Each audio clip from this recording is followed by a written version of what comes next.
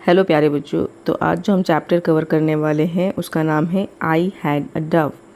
ठीक है, तो ये एक पोएम है, बहुत ही प्यारी पोएम है। देख लेते हैं इसमें क्या है। I had a Dove. Dove एक बर्ड होता है, फाख्ता, पिजन भी। ठीक है, पिजन को भी डव बोलते हैं। Have you seen a bird in a cage. क्या आपने किसी पक्षी को पिंजरे में देखा है। How does it feel there. पक्षी को जब वो केज में बंद होता है, पिंजरे में बंद होता है, तो उसको कैसा फील होता है। Would you like to be shut in a room forever. क्या आपको पसंद आएगा कि आपको हमेशा के लिए किसी एक रूम में बंद कर दिया जाए। Give reasons for your answer. ठीक है, तो ऑब्वियसली अगर हमको कोई कैद कर दे तो हमें बिल्कुल भी अच्छा नहीं लगेगा। हम एक तरह से हमारा दम घुटने लगेगा और हम फाइनली वी विल डाई। चलिए पोएम स्टार्ट करते हैं। I had a Dove and the sweet Dove died. तो यहाँ पर जो पोएट है वो बोलते हैं कि मेरे पास एक डव थी, एक पिजन था, कबूतर, फाख्ता। ठीक है, and the sweet bird and the sweet Dove died. और वो स्वीट प्यारा सा डव मर गया। ठीक, मेरे पास एक डव था और वो स्वीट डव, प्यारा सा डव मर गया। And I have thought it died of grieving. और मुझे ऐसा लगा कि ये किस वजह से मरा, क्या रीज़न था उसके मरने का। ग्रीव, ठीक है, दुख के कारण, उदासी के कारण वो मर गया, ऐसा मुझे लगा। Oh what it could grieve for. अब मैं सोचता हूँ कि ये इसको किस चीज़ का दुख हो सकता है, क्या कारण हो सकता है इसका उदासी का। Its feet were tied with a silken thread of my on hands weaving. वो तो सिल्क के थ्रेड से बंधा हुआ था। सिल्क तो बहुत सॉफ्ट थ्रेड होता है, उससे मैंने उसके पैर को बांधा हुआ था, उस थ्रेड से जिससे मैं खुद अपने हाथों से बुनाई करता हूँ, वीविंग करता हूँ। वीव मतलब बुनाई करना। ठीक है, तो मैंने उस धागे से उसको बांध के रखा हुआ था, उस थ्रेड से उसको बांध के रखा था जिससे मैं खुद बुनाई करता हूँ। स्वीट लिटिल फीट, कितने प्यारे छोटे छोटे पैर थे उसके। वाई शुड यू डाई, तुम्हें क्यों मरना चाहिए।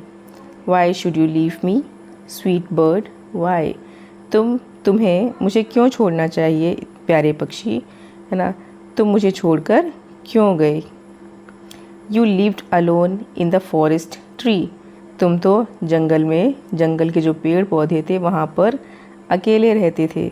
यहाँ तुम्हारे पास मैं था, है ना, मेरी कंपनी में तुम रहते थे। मैं तुम्हें हमेशा लाड प्यार से, दुलार से रखता था, फिर भी तुम मुझे छोड़कर चले गए। वाई प्रीटी थिंग, प्यारे प्यारे पक्षी, प्यारी चीज़, तुमने ऐसा क्यों किया। वुड यू नॉट लिव मी, क्या तुम्हें मेरे साथ रहना पसंद नहीं। आई किस्ड यू ऑफ्ट, मैं अक्सर तुम्हें दुलार करता था, लाड करता था। ऑफ्ट मीन्स ऑफन, अक्सर। And gave you white peace, और मैं तुम्हारी हर चीज़ का ख्याल रखता था, तुम्हें खाने के लिए वाइट पीस यानी सफ़ेद मटर दिया करता था। वाई नॉट लिव स्वीटली, तो तुम भी प्यार से क्यों नहीं रहे। As in the green trees, जैसा कि जंगल में हरे पेड़ों पर तुम रहा करते थे, तुम यहाँ मेरे साथ केज में बंद होकर क्यों नहीं रहे। हालांकि तुम्हारी हर एक ज़रूरत का ख्याल रखा जाता था, लेकिन तुमने यहाँ रहने से इनकार कर दिया और अपनी जान गंवा दी। तो इस प्यारी सी पोएम को लिखा है जॉन कीट्स ने। इसमें एक बहुत ही ब्यूटीफुल सा मैसेज छुपा हुआ है कि हमें कैद में रखा जाता है, केज में रखा जाता है, तो हमें चाहे दुनिया भर की फैसिलिटीज़ मिल जाए, सुख सुविधाएं मिल जाए, लेकिन हम वहाँ खुश नहीं रहेंगे। अगर हम जंगल में रह रहे हैं, बिना सुविधाओं के रह रहे हैं, लेकिन हम अपनी मर्ज़ी से रह रहे हैं, फ्रीडम के साथ रह रहे हैं, तो वही हमारे लिए काफ़ी होता है। तो वही चिड़िया ने भी किया। वो फ्री होकर रहना चाहती थी, खुले आसमान में उड़ना चाहती थी, हरे पेड़ों पर घूमना, इधर उधर चहचहाना। तो यहाँ उसको केज में वो सब नहीं मिल रहा था, इसलिए उसका दम घुटने लगा। And finally it died. ठीक है बच्चों, तो यहाँ पर इसके वर्ड मीनिंग्स देख लेते हैं। ग्रीविंग मतलब फीलिंग सैड, ठीक है, शोक करना, दुखी रहना। वीविंग मतलब बुनाई, बुनना। Making cloth from threads. Alone means अकेला, without any other people, lonely. Oft means often, many times, अक्सर। वाइट पीस, सफ़ेद मटर। How did the dove die, dove कैसे मरा। The dove died because it was kept in cage. ठीक है, Why didn't the bird live in the cage as happily as in the forest? Because of its freedom. ठीक है, the bird could not live in the cage because its freedom was kept away from it. How can you say that the poet cared for the bird? The poet tied the bird with silken thread and gave him peace.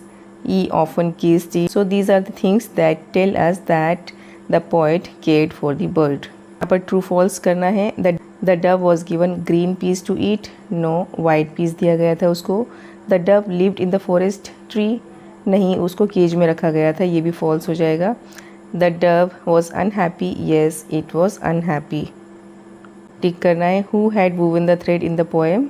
कौन करता है? The person who had caged the bird, है ना, जिसने bird को cage में, कैद में रखा हुआ था, वही थ्रेड वूव करता है.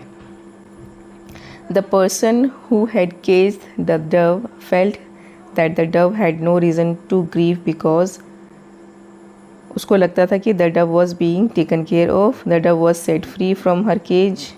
The dove liked to live in the cage.